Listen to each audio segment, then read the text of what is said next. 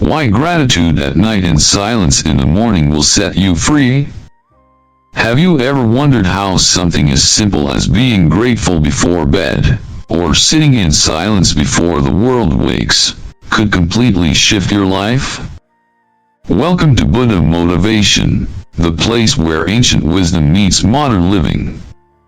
Here, we explore timeless Buddhist teachings and how they can truly transform your everyday life one breath, one moment at a time. I chose this title, Why Gratitude at Night and Silence in the Morning Will Set You Free, because I genuinely believe in it. Not just as a nice idea, but as a living truth.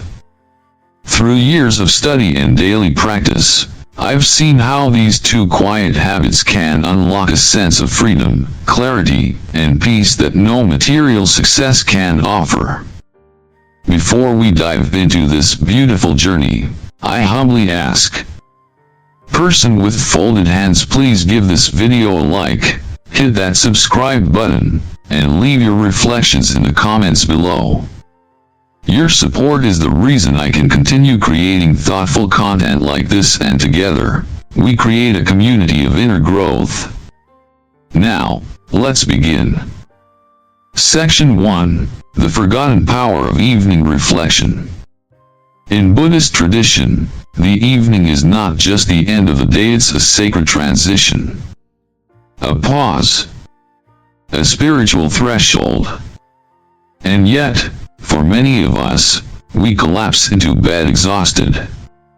Or we distract ourselves with screens, endless scrolling, or replaying arguments from earlier in the day. We rarely honor this moment. But imagine this. What if, instead of ending your day carrying all the weight of disappointment, frustration, or anxiety, you gently offered it back to the universe? What if, even after the hardest day, you could find one thing, just one, to be grateful for? This is the practice.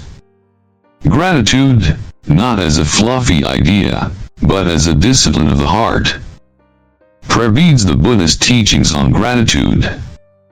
In the Dhammapada, the Buddha reminds us, let us rise with a grateful heart, and sleep with a peaceful mind. For the one who remembers the blessings of this life does not sleep in sorrow. This doesn't mean ignoring pain.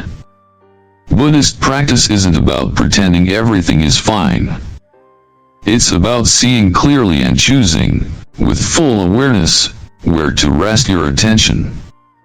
Gratitude is not a denial of suffering.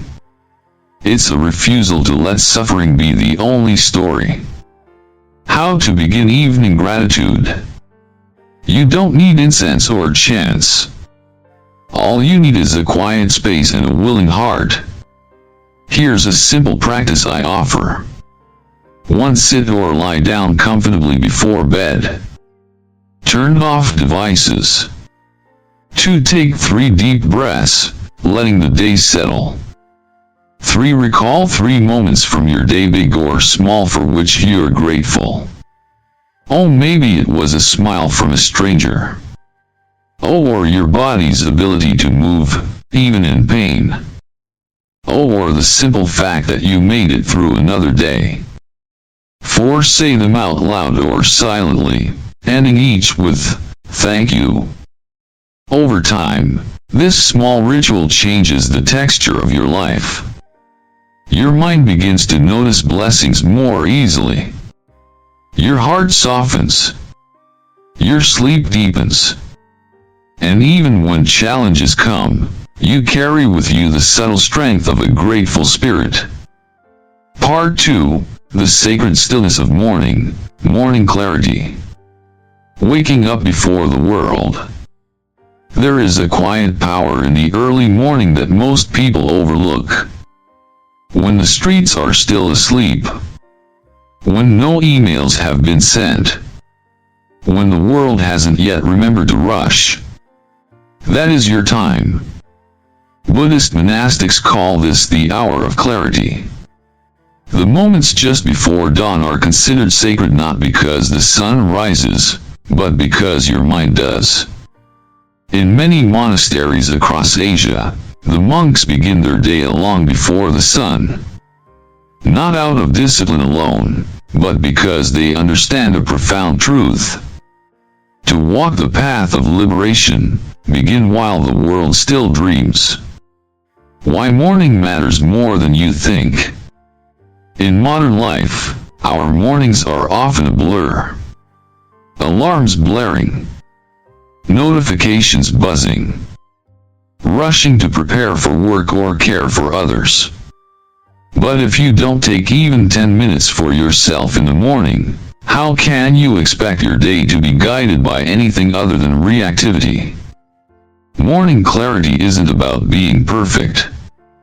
It's about setting your tone, tuning your mind, and remembering what matters before the noise begins. From a psychological standpoint, studies have shown that the first 30 minutes of your day shape the neurological tone of the rest of it. In Buddhist psychology, Abhidharma, this is referred to as bhaivan, or cultivation. The mind is like a garden. If you water weeds first thing, they grow all day. So the key question becomes, what seeds are you planting before the world wakes up? A morning practice to anchor your mind. I offer you this, a short, simple morning ritual inspired by both Zen and Theravada traditions. It doesn't require incense, a cushion, or even silence, just intention. The 5-minute morning mindful routine. 1. Wake 15 minutes earlier than usual. Oh, no rush. Just enough to give space. 2. Sit or stand by a window. Oh, let natural light remind you that you are alive. 3. Take 5 conscious breaths. Oh, inhale, I welcome this new beginning. Oh, exhale, I release yesterday. 4. Set an intention for your day. Oh, ask, how do I want to meet the world today?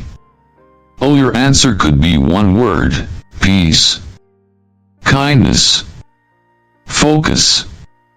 Oh, or a phrase: may I speak gently. May I walk with awareness. 5. Bow inward. Oh, you can place your hands over your heart and gently bow to yourself. Oh, this gesture is not religious, it's a reminder of self-respect. It's simple, and yet profoundly effective. Part 3. Living each day with awareness, a bridge between morning and night. The journey between waking and resting. We've spoken about starting the day with clarity. And we've explored the power of closing the day with gratitude. But what about everything in between? Your waking hours, those moments where you're working, parenting, walking, eating, scrolling, speaking, reacting. This is where your practice is tested. This is where awareness either lives or fades. In the Dhammapada, the Buddha said, "The fool is careless, but the wise one guards his mind, like a fortress in battle." It's not just in meditation that mindfulness matters. It's in the way you pour your tea.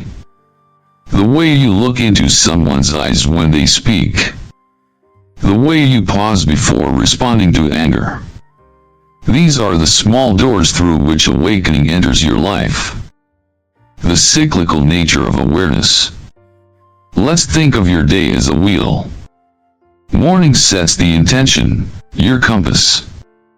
Midday tests your attention, your ability to stay aligned. Evening offers reflection, the chance to reset and learn. Buddhism isn't about being holy at dawn and distracted by noon.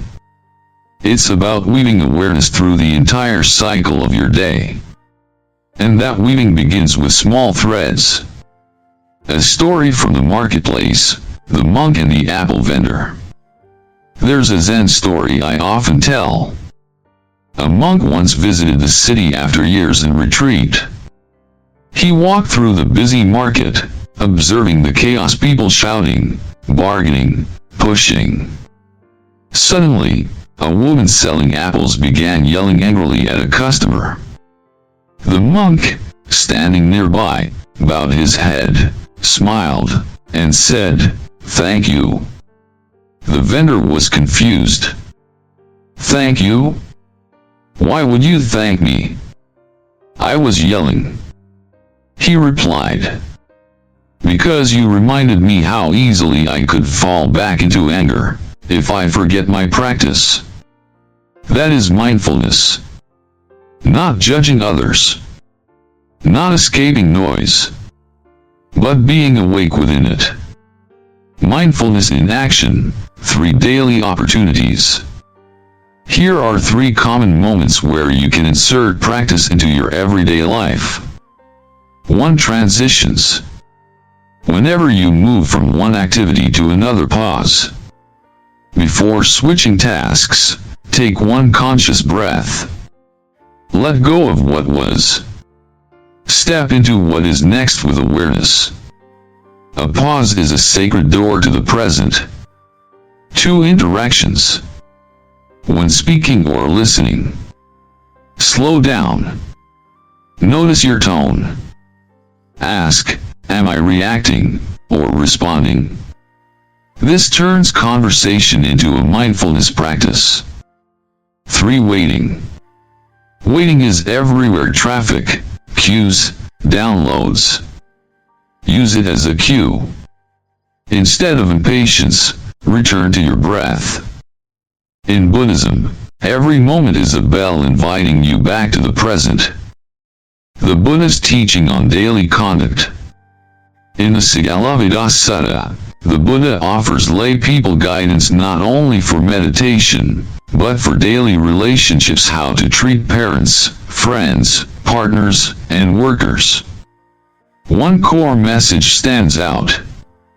Whatever you frequently think and ponder upon, that will become the inclination of your mind. That means, every moment is a vote.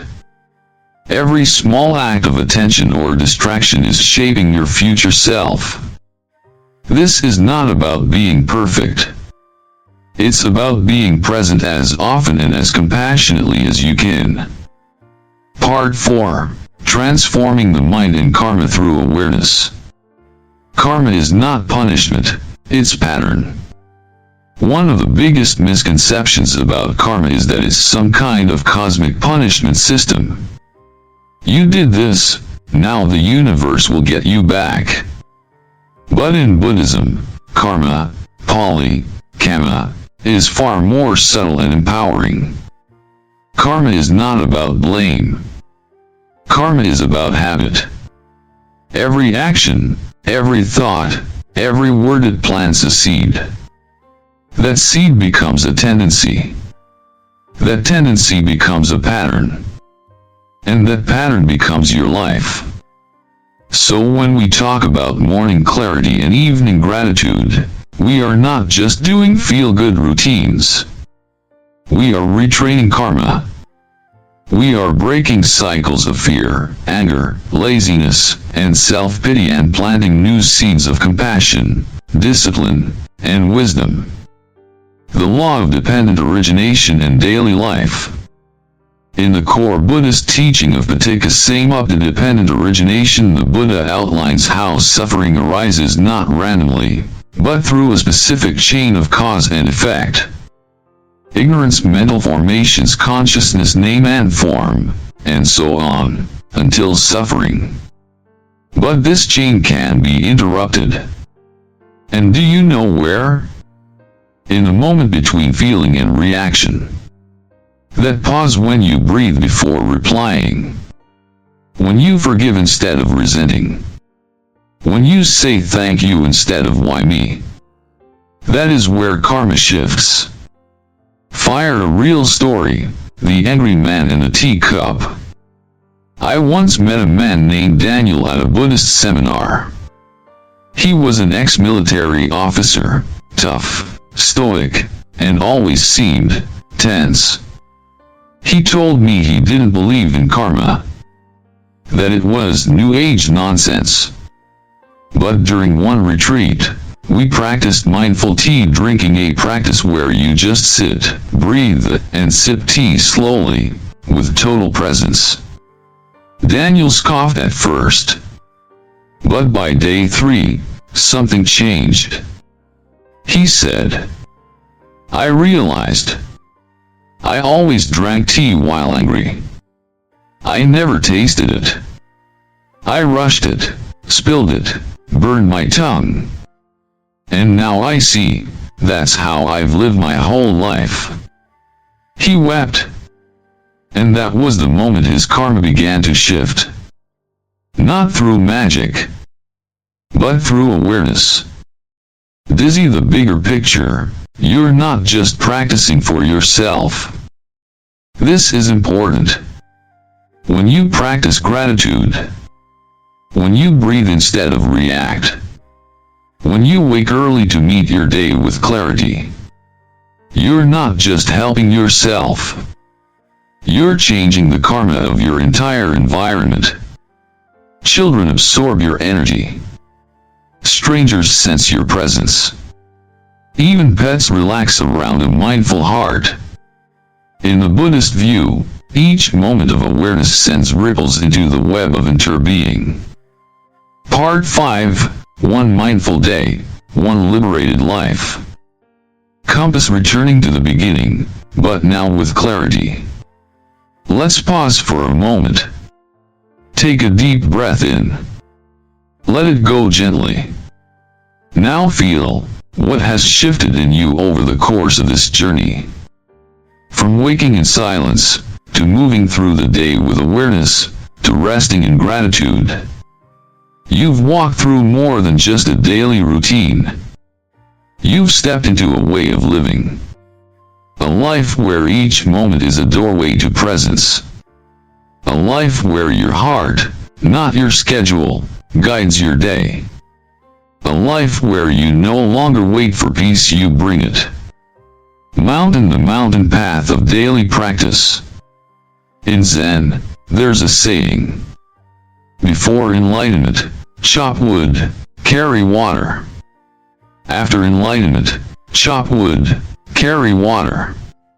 The difference is not in what you do. It's in how you meet each moment. When you rise in the morning, are you waking up, or just getting up? When you eat, are you nourishing, or numbing? When you lie down at night, are you resting, or escaping? Awareness changes everything. It doesn't add to your life, it reveals your life. And once you see clearly, you no longer need to chase peace. Because peace is no longer something you find. It is something you bring. Prabhu's a short parable, the old monk's secret. Let me tell you one final story. An old monk was asked by a young traveler, "Master, what is the secret to a happy, enlightened life?" The monk smiled and replied, "I wake up when I wake up. I eat when I eat. I walk when I walk. I sleep when I sleep." The traveler was confused. "But, everyone does that." The monk looked deeply into his eyes and said, "No. They don't. When they eat, their mind is on work. When they walk, they are thinking of tomorrow. When they sleep, they dream of regret. So no, not everyone lives like this. That is why they suffer." This story is simple, but it holds the heart of Buddhist practice. Be where you are. Feel what you feel. Breathe what is here. This is enlightenment, not in the future, not in the next life, but right now. Seedling a daily flow, bringing it all together.